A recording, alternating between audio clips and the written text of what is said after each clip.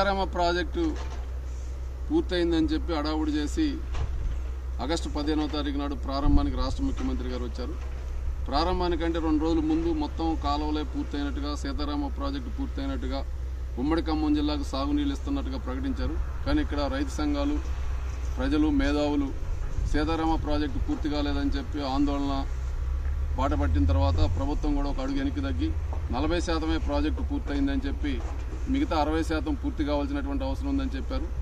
ఇప్పుడు తాత్కాలికంగా అయినటువంటి పనుల వరకు ఉపయోగించుకోవడం కోసం మేము సీతారామ ప్రాజెక్టుకి కాంగ్రెస్ పార్టీ రేవంత్ రెడ్డి గారు ప్రభుత్వం అధికారంలోకి వచ్చాక ఒక లింక్ కెనాల్ అంటే ప్రాజెక్టు డిపిఆర్లో లేనటువంటి దాన్ని కొత్తగా ఏన్కూరు దగ్గర ఇనోబా నగర్ దగ్గర నుంచి ఇమాం నగరు, అదేవిధంగా రేపల్లవాడ మీదుగా ఏన్కూరు మధ్యలో నుంచి గోపాలపేట దగ్గర ఉన్నటువంటి ఎన్ఎస్పి ఎడమ కాలువకి ఎస్కేప్ లాకల్ దగ్గర కలిపి అటు నాగార్జున సాగర్ ఆయకట్టుకు ఒక 50-60 వేల ఎకరాలకి, అట్నే వైరా ప్రాజెక్టు కింద ఉన్నటువంటి 25,000 ఎకరాలకి, ఈ కాలువ ప్రవహించే ప్రాంతంలో కూడా కలిపి 1,50,000 ఎకరాలకి 75 కోట్ల రూపాయలతో మేము ఖర్చు పెట్టి నీళ్లు ఇవ్వబోతున్నాం అని చెప్పి ఈ ప్రాజెక్టు ఆన్ చేయడం జరిగింది, ప్రారంభించడం జరిగింది. కానీ ఇక్కడ చూస్తే ఈ రోజు 6 రోజులు అయినప్పటికీ పనులే పూర్తి కాలేదు.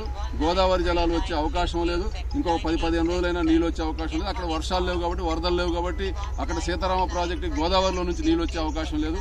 అదేవిధంగా నిన్న గోదావరి మేనేజ్మెంట్ బోర్డు సమావేశం కూడా నిన్న జరిగింది.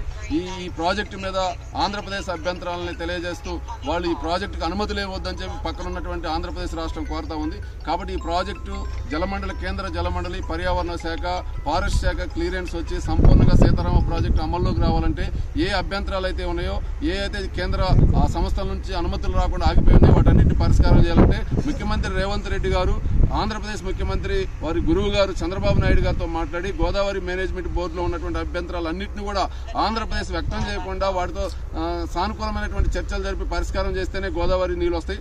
అదేవిధంగా గోదావరి మీద ఉన్నటువంటి సీతారామ ప్రాజెక్టు సీతమ్మ బ్యారేజ్ ఏదైతే ఉందో అది పూర్తి చేయకుండా నీళ్ళు వచ్చే అవకాశం లేదు. ఎందుకంటే వర్షాలు వచ్చినటువంటి ఆగస్టు నెలలో లేదు సెప్టెంబర్ మధ్య వరకు వర్షాలు వచ్చి గోదావరి వరద 35-40 అడుగులు వచ్చినప్పుడు మాత్రమే గ్రావిటీ లెవెల్లో నీళ్ళు వచ్చి పంప్ హౌస్కి నీళ్లు చేరతాయి, లేకపోతే నీళ్ళు వచ్చే అవకాశం లేదు. కాబట్టి బ్యారేజ్ని కూడా సత్వరమే పూర్తి చేయాలా. ఏన్కూరు కాలువ దొవ్విన దగ్గర మంత్రి తుమ్మల నాగేశ్వరరావు గారు ఈ మొన్న దాదాపుగా మార్చి, ఏప్రిల్, మే నుంచి అంటే పార్లమెంట్ ఎన్నికల ముందు, ఎన్నికల తర్వాత కూడా ప్రతి 3 రోజులు, వారానికి 2 రోజులు ఈ ప్రాజెక్టు పనులు అంటే ఈ లింక్ కెనాల్ని విజిట్ చేసి చూశారు.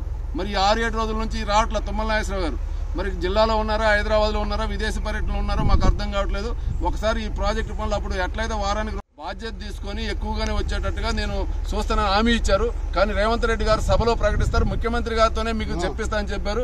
రేవంత్ రెడ్డి గారు వచ్చారు, హైదరాబాద్ పోయారు, అమెరికా పోయారు, వచ్చారు, మళ్ళీ ఢిల్లీ పోతున్నారు తప్ప ఈ నష్టపరిహారానికి సంబంధించినటువంటి ప్రకటనలు చేయలేదు. అందుకని ప్రాజెక్టు డీటెయిల్ ప్రాజెక్టులో రిపోర్ట్లో లేనప్పటికీ తగిన లింక్ కెనాలు ఏదైతే సారవంతమైనటువంటి భూములు ఉన్నాయో ఈ భూములకి ఎకరానికి 50 లక్షల రూపాయల నష్టపరిహారం ఇచ్చి మీరు ఎందుకంటే చట్టవిరుద్ధంగా ఈ కాలువ తవ్వారు, చట్టవిరుద్ధంగా రైతుల భూములు ఆపుకున్నారు, ఎలాంటి నోటీసులు లేవు, గెజిట్ నోటిఫికేషన్ లేదు, అవార్డు ప్రకటన లేదు. కాబట్టి తుమ్మల నాగేశ్వరరావు గారి మీద నమ్మకంతో ఒక జిల్లా మంత్రిగా, సుదీర్ఘకాల మంత్రిగా పనిచేసినటువంటి తుమ్మల గారి మీద అభిమానంతో, ఆయన గారి మాట మీద గౌరవంతో ఈ ప్రాజెక్టు కాలువకి భూములు ఇవ్వడం అనేది జరిగింది. కాబట్టి ఆ మాట పోకుండా మీరు ఇచ్చినటువంటి హామీని 50 లక్షల రూపాయల ఎకరానికి నష్టపరిహారం ఇచ్చి ఈ రైతులను ఆదుకోవాలని చెప్పి తెలంగాణ రైతు సంఘంగా డిమాండ్ చేస్తూ ఉన్నాం.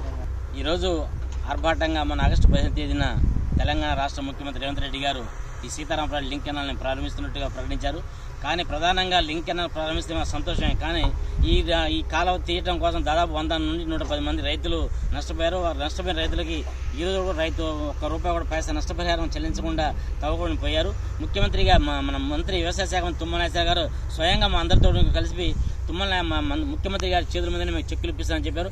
మా మాటనే మరిచారు. కాబట్టి తక్షణం ముఖ్యమంత్రి గారి చేత చెక్కులు ఇప్పినని లేదా రాజీనామా చేయాలి తప్ప ఈ రైతులకు వేరే పరిష్కారం లేదని చెప్పేసి కూడా ఈ సందర్భంగా తెలియజేస్తాను.